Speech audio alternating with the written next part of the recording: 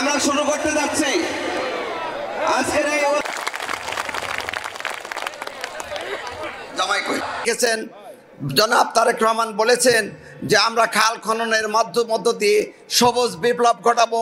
উনি বলেছেন cold storage তৈরি করে আমরা বিভিন্ন পণ্য দীর্ঘদিন যাবৎ মজুত করে দুঃসময় যে সময় ফসল হয় না সে সময় সেগুলো কাজে লাগাবেন।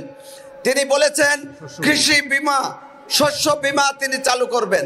তিনি বলেছেন এই মেয়েদেরকে এই ছেলেদেরকে প্রত্যেকটা পরিবারকে একটা পরিবার কার্ড বা ফ্যামিলি কার্ড দিবেন, যে কার্ডের মধ্য দিয়ে তারা ওএমএস গ্রহণ করতে পারবে, টিসিবির মাল গ্রহণ করতে পারবে এবং প্রতি মাসের ভাতা তারা গ্রহণ করতে পারবে।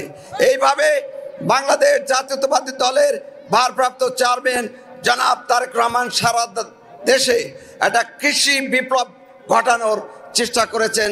যে চেষ্টার ধারাবাহিকতায় আমরা এই মাঠে ময়দানে কৃষকদের নিয়ে আজকে কাজ করছি।